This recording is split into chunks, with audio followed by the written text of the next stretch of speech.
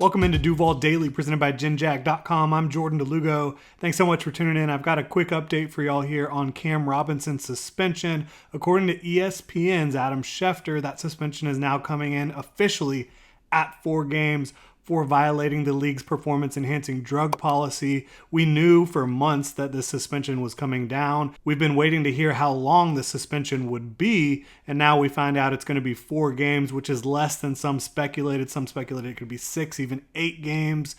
Got 4 games now, so he will miss the first 4 games of the regular season for the Jaguars in 2023. It also voids the remaining part of his guaranteed salary. So if the Jaguars did decide they wanted to cut ties, they could. I don't think that they should or will do that, but it is a possibility that guys like Field Yates of ESPN have looked at. I don't think the Jaguars should do it. They should fortify what they have on the offensive line and continue to try to support Trevor Lawrence through the remainder of 2023 with the guys they have available at their disposal. And Cam Robinson will be available after week 4. But looking at the first 4 games of the season, the games he's going to miss, it's going to be at Indianapolis against the Colts. They certainly have some talent up front on their defensive line, but not one of the more intimidating overall defenses in the league, not one of the more intimidating pass rushes in the league.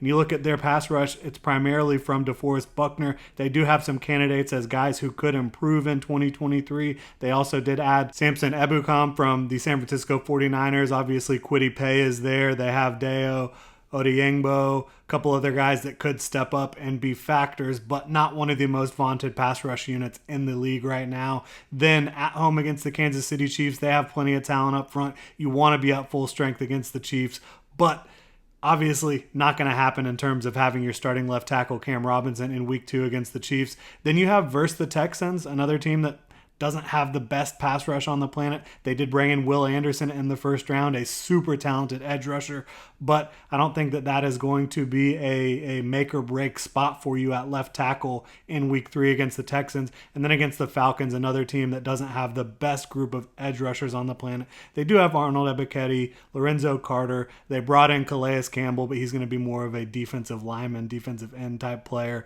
for them. So is David Onyemata, interior pass rushers more than real edge presences. So obviously losing Cam Robinson for 4 games hurts the Jaguars, hurts their overall floor and ceiling to start the season. But the fact that it's only 4 games, he's going to come back and be able to play in a really big early season game against the Buffalo Bills in London. Might have to get his own airfare over there because I don't think he's going to be allowed to travel with the team. We'll see how all that plays out. But 4-game suspension for Cam Robinson, that means you're going to be seeing Walker Little at left tackle and Anton Harrison starting at right tackle. Anton Harrison, the rookie out of Oklahoma, primarily played on the left side for the Oklahoma Sooners throughout his career. A really young player, a really talented player the Jaguars brought in with their first-round pick in 2023. A guy I'm super high on. Loved him throughout the entire draft process. Had a top 10 overall grade on Anton Harrison this year. Jaguars were able to get him all the way down at 28 overall. So obviously I was a really big fan of that selection, but having to insert a rookie into the starting lineup does offer some questions early on. Is he going to be ready to face these NFL caliber edge rushers from week 1? We'll see.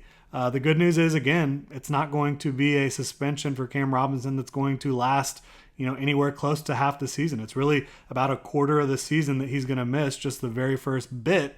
3 opponents that you look at and you say, yeah, we can probably take care of them. With Cam Robinson, is he going to elevate you to beat the Chiefs if you can't beat the Chiefs without him? I'm not sure. So we'll see. But I think seeing Walker Little at left tackle, you feel pretty good about that. You've seen him play left tackle for the Jaguars in spurts over the last couple years, and he's performed at a pretty high level. Haven't seen a huge drop-off between him and Cam Robinson, right?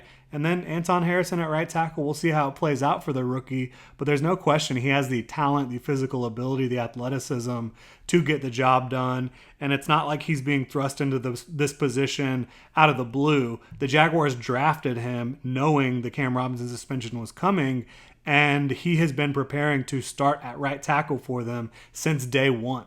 So they're going to have their opportunity to get him ready. They've already been working on it. They'll have a full training camp to get him ready to start at right tackle from day one, from weeks 1 through week 4, while the Jaguars are waiting on Cam Robinson to get back. And if it goes well for Anton Harrison during that stretch, you could see him continue just to start at right tackle. If he struggles a bit, maybe you see some shuffling. Cam Robinson comes in at left tackle. Maybe Walker Little starts at right tackle. If Anton Harrison struggles early, maybe they just let the rookie ride through it. We'll see how it all plays out. But again, NFL officially came out with the Cam Robinson suspension today. He will be out for 4 games to start the 2023 season. Thank you all so much for tuning in. Have a good one.